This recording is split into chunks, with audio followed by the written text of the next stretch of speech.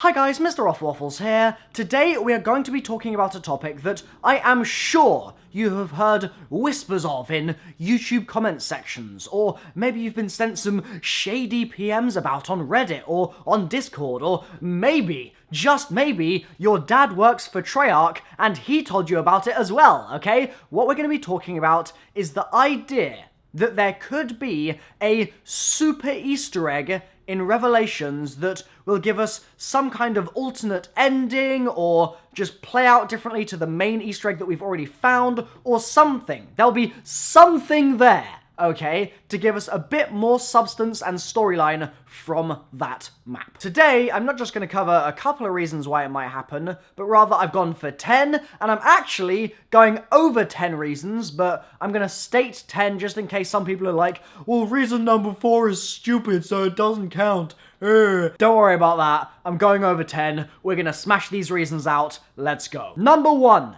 the children. Where they at, though? Like, seriously, we get to the end cutscene, where the kids at? They're not there. Throughout all of Black Ops 3, we've been working to create a better tomorrow for the children. We've been working and working to ensure that the children would be safe in the house. And yes, Monty gets his perfect world without any of the apothecons or undead or anything like that. He can start afresh and create a final universe that is a perfect universe.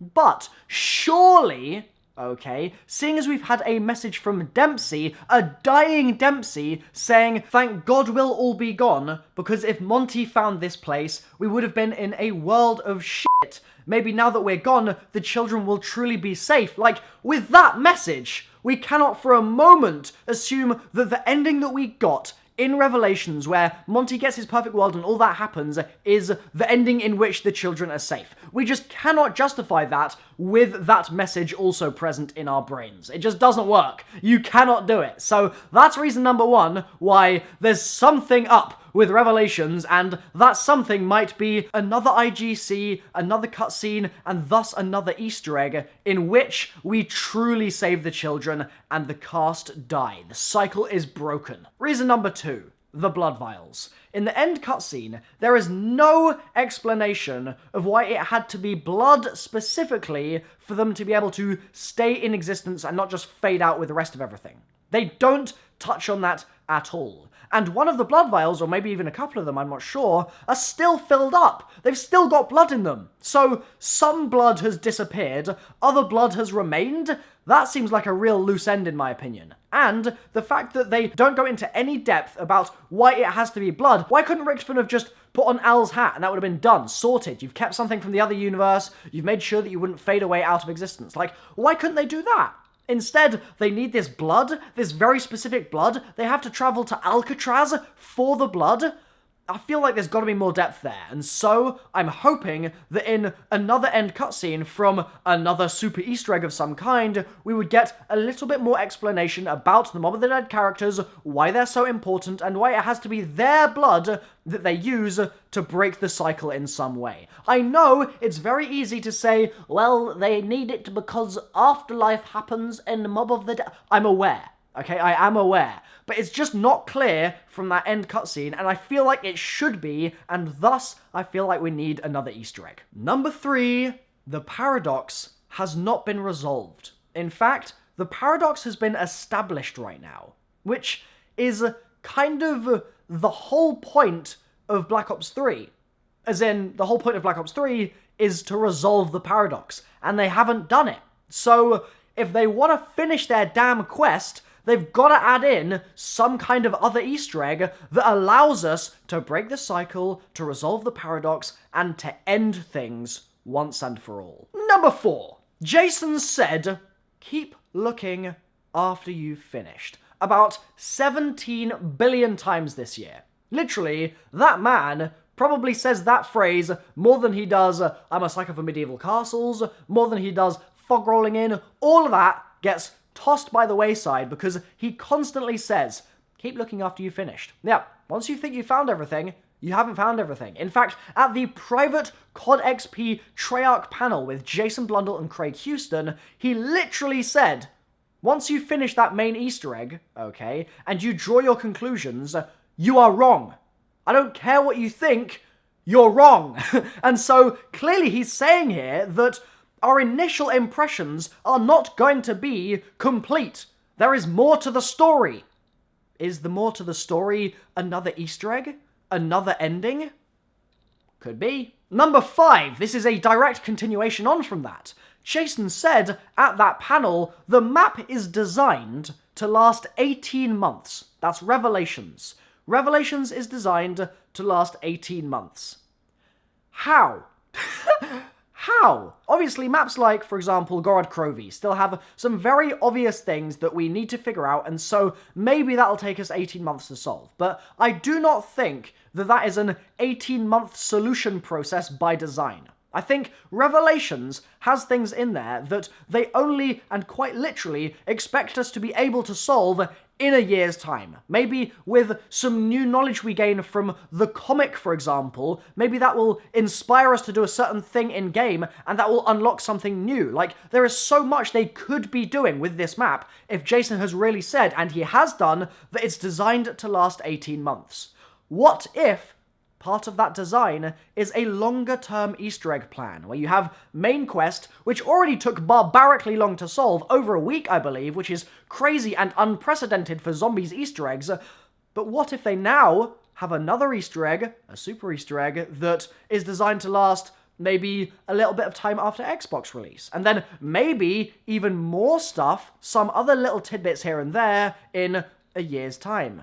18 months' time. Maybe even coming up to the next game, they'll throw in some teasers as well. Who knows? Number 6 is, I guess, a little bit of a testy one, because there are just things in the map that are currently unsolved. And yes, they could be for their own Easter eggs. That's perfectly true. But they could also be part of a larger Easter egg, okay? So right now, for example, we have found all of the hats that are in the game as far as I am aware. But there is a mannequin in the map, in that Kino area, that has no hat. And no one has found a way to get that hat. You can get progress towards it, seemingly, but as far as I'm aware, people have dug into the code and they haven't found the damn thing. By the way, the Helm of Siegfried, if you're saying, oh, it's the Helm of Siegfried, Milo, that's the Viking hat. So we are missing a hat as far as I am aware, and it doesn't seem to be in the game. What if they patch this thing in later on, and the way that you get it is you have to complete this other Easter egg? Maybe. Also things like the button in the eye of the skull, could that eventually become a step for something like a super Easter egg where you have to activate something or something like that? Maybe. There are also like some hooks sticking out of the ceiling in one area that look extremely suspicious. There's also Al's hat, which hasn't really had a purpose yet. There's also the boss fight. It's way too easy, right? Like, what's the deal with that? It's the culmination of the story, and it takes 60 seconds? What? There's also 4 little fountains in there when you only need 1 for the fight, and just so many other things that right now feel like they could have more to them. But we just need to do more digging and figure out what that more could be. Certainly could be part of a super Easter egg. Number 7, the Magua heart on Shadows, the purple Magua heart, the crow on Der Eisen, the flask, flowers, and candle on Gorod Krovi. All those sorts of things that are seemingly tracked on our accounts, but right now are 100% mysterious. What are they for? Is this some kind of overarching item picking up process that is going to culminate in Revelations in some kind of a ritual or some kind of something where you're using all these things that you've done and collected and killed or whatever to summon something or to change something, to change the past, to change the future? What is going on with those items? The Magua heart is probably the weirdest of all of them because it's so specific. You only get it at the end of the Shadows Easter egg, and you get that quote saying like, oh, this is a heart. Meh. That was a terrible impression, but do you see what I mean? There's just weirdness about them that I really feel like could manifest itself in a step to a super Easter egg. Maybe. Number 8, the gateworms. So on the menu screen of each map, you'll see that little thumbnail showing you whether you've done the Easter egg or not, and it will indicate it by showing you either a gateworm or, for Shadows, the summoning key. They haven't been used. They've obviously been used for the Spark Easter egg on Revelations, but the Spark stops at getting Takio's katana. That's it. So surely they wouldn't dedicate an entire UI feature in the menus, this thumbnail thing of showing you've got the summoning key, you've got a gate 1 for Zetsubo, you've got a gate 1 for GK, etc. Surely they wouldn't do all of that for it to only culminate in a tiny little Easter egg to get a katana in the final map. Surely as well, those are going to be used up somehow in the completion of the true final Easter egg or something. Surely. I mean, come on. There is just no way we would go through all of that hard work for them to not be needed to be done for that main Easter egg. Number 9. Richtofen dies in the damn trailer. Or at least he sort of seems to. Or something. So, this one is tentative because in the music videos for the maps, the director's cuts of the music videos, they often show Takio dying, Nikolai dying, Richtofen dying, Dempsey dying, etc., being killed by Nikolai 1.0, falling off a building, etc. And so maybe that's just what's going on here, it's just sort of a theatrical interpretation of what's going on, but there's very clearly this new shot in the trailer where the Shadow Man is getting a little bit zappy with his tentacles, and Richtofen quite clearly gets electrocuted, seemingly to death. So, is that ever going to happen in an actual cutscene? Are they ever going to run with that idea? The whole thing about end it, like kill him or whatever that he says in that trailer, are they ever going to do anything with that? Or is that just going to be in the trailer and only in the trailer forevermore? Surely they're going to go further with it. I certainly hope so. That's reason number 9. Number 10 is Peter freaking McCain. What is the deal with him? They have made him so much more important in this game, which I love. Peter McCain is one of the best characters in Zombies. I've said it before, and I will say it again. But why, oh why, would they introduce, or rather reintroduce him into the new Black Ops 3 canon, only to then have him not show up at all in GK, other than in the first part of the intro, and then in Revelations, they show him in a trailer, and then he's nowhere to be seen? Really, Jason? Are you really gonna do that to me? Because if you are, I'm just gonna backflip out the window, but, I mean, if you're not, then where's he gonna appear? Super Easter egg? Maybe? I'm hoping so. Next up, Origins Starves.